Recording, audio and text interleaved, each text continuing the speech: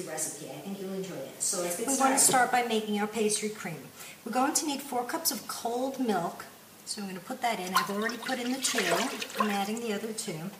We're going to immediately whisk up our eggs just a little bit and pour them into that. That's the whole point. You don't want the egg to cook of adding it to the cold milk.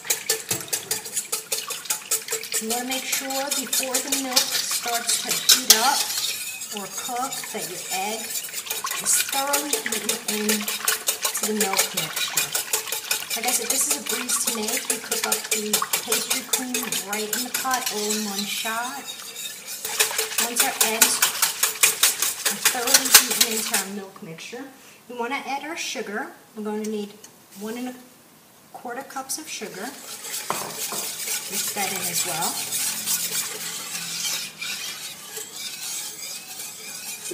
We're going to need flour, so we're going to add 8 heaping teaspoons of flour. Those are heaping, as you saw. Again, you want to whisk. You want to get all your ingredients in there while your milk is still cold.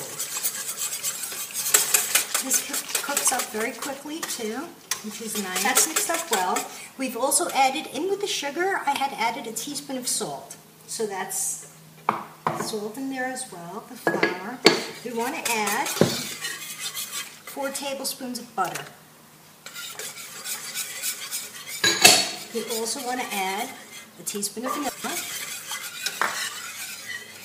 And what I like to add after it's done, and I'm going to wait till this is finished cooking to add that, is a little bit of almond liqueur. A little bit of amaretto is what I'm using.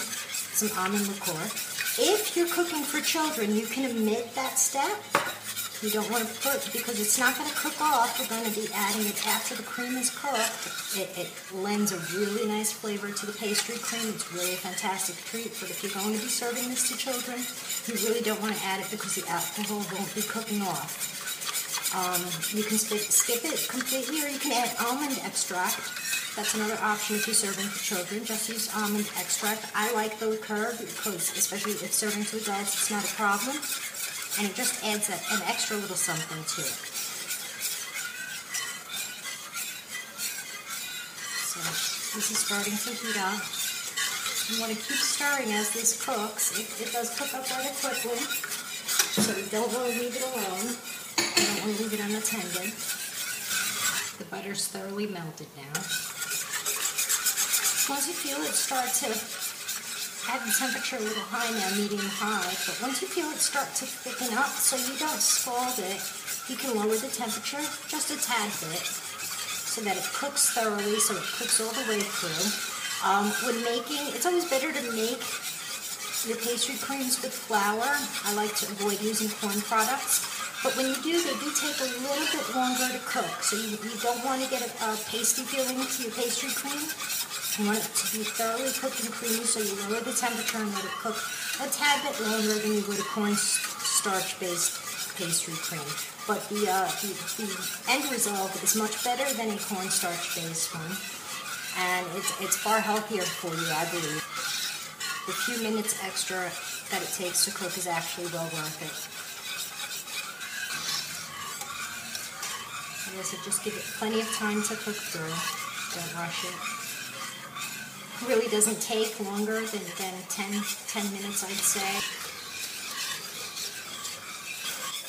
And if you can see that, it's thickening up nicely now. It should be ready in just a few moments. You want to make sure you cook this all the way through. You can see it bubbling away. It's thickened up nicely. And you can see it bubbling away. And you want to let it do that. At this point, you can let it do that. Like I said, you don't want to wind up pasty tasting pastry cream. The more you cook it, the creamier and richer it'll get. So let it cook down a little bit. Like I said, all in all, this took less than 10 minutes.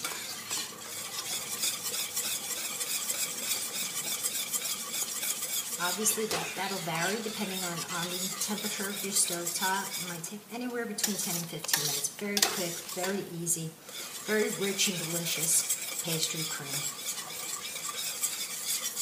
And so the only concern with this is just letting it cook thoroughly. I like it much better than a cornstarch-based pastry cream. And that's it. That looks about done. Perfect.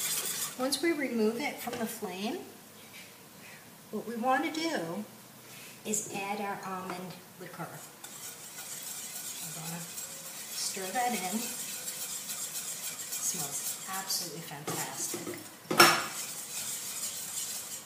We just make sure that's thoroughly incorporated. It smells really fantastic. I can't begin to tell you how fantastic this smells. That's done.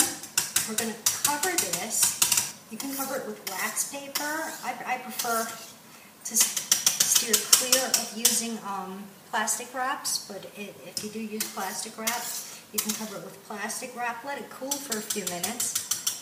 Just a second. You want to cover it to prevent it from developing the skin. I've given my pastry cream a few moments to cool. And what I've done here is I've covered it with wax paper. As you can see, just make sure it just reaches all the way over to the edges of the pot and securely meets the edges of the pastry there and firmly meets the top. And it works just as well as any plastic wrap or anything else.